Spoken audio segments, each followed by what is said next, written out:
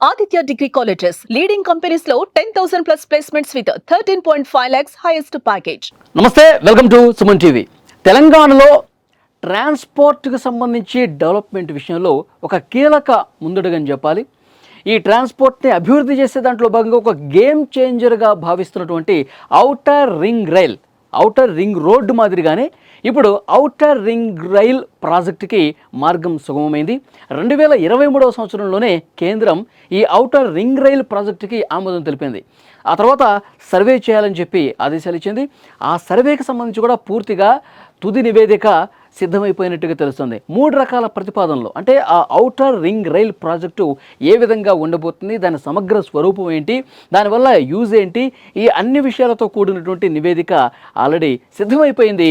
ఇందులో 3 ప్రతిపాదనలు చాలా స్పష్టంగా మనకు కనిపిస్తుంది. సో సికింద్రాబాద్, హైదరాబాద్ మహానగరానికి సంబంధించి చుట్టూ ఔటర్ రింగ్ రోడ్డు ప్రస్తుతం ఉంది. దానివల్ల ఎన్నో లాభాలు ఉన్నాయి.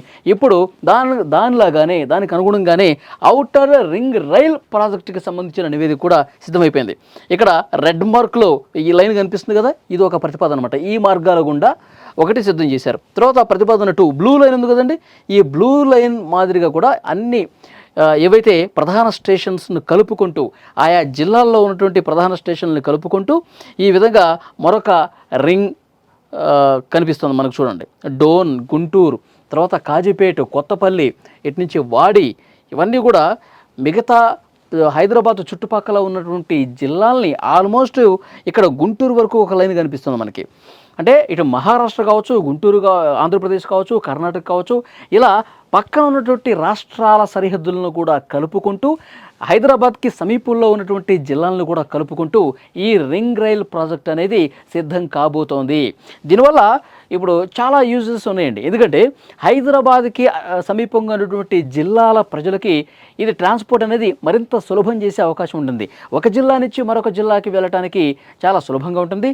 తర్వాత హైదరాబాద్కి రావడానికి ఇప్పుడున్నటువంటి వ్యవస్థ కంటే కూడా ఈ రింగ్ రైల్ వస్తే కనుక ఇంకా ఈజీగా ఆ రింగ్ రైల్ ద్వారా హైదరాబాద్ మహానగరానికి, సికింద్రాబాద్కి చేరుకునే అవకాశం చాలా స్పష్టంగా ఉంటుంది.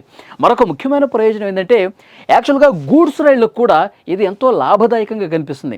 ఎందుకంటే ఇప్పుడు చుట్టూ అన్ని జిల్లాలని, సరిహద్దు రాష్ట్రాలను కూడా కలుపుకుంటూ ఒక రింగ్ రైలు వస్తే కనుక గూడ్స్ రైళ్లు ఎక్కువగా సరుకు రవాణా చేస్తూ ఉంటాయి.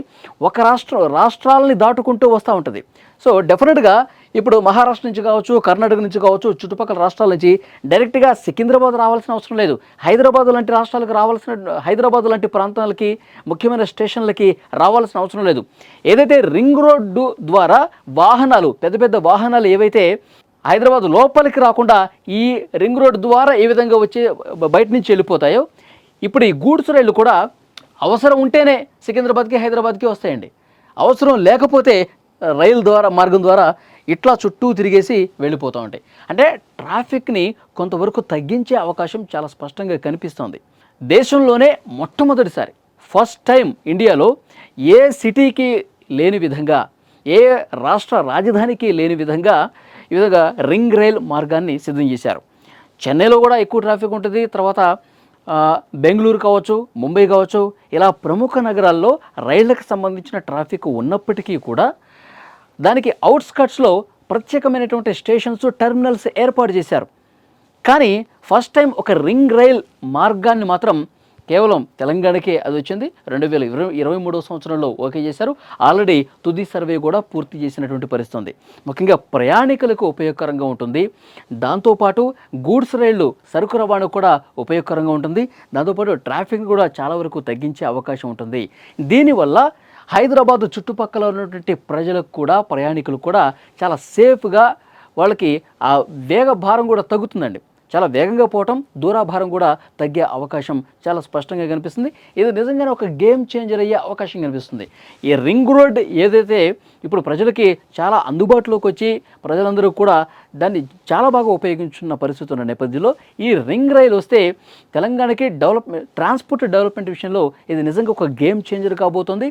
డెఫినెట్గా రాబోయే తరాలకి దీని ఫలాలు అనేవి చాలా స్పష్టంగా కనిపించే అవకాశం కనిపిస్తుంది. విజువల్స్లో ఇక్కడ మీరు చూడొచ్చు.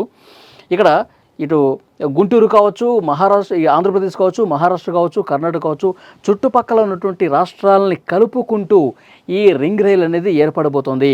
హైదరాబాదు చుట్టుపక్కల ఉన్న జిల్లాలతో పాటు సరిహద్దు రాష్ట్రాల నుండి లైన్లు కూడా కలుపుకునే అవకాశం ఉంది. కాబట్టి డెఫినెట్గా ఇది చాలా ఒక మంచి ప్రాజెక్టుగా నిలిచిపోతుంది అనటంలో ఎలాంటి సందేహం లేదు.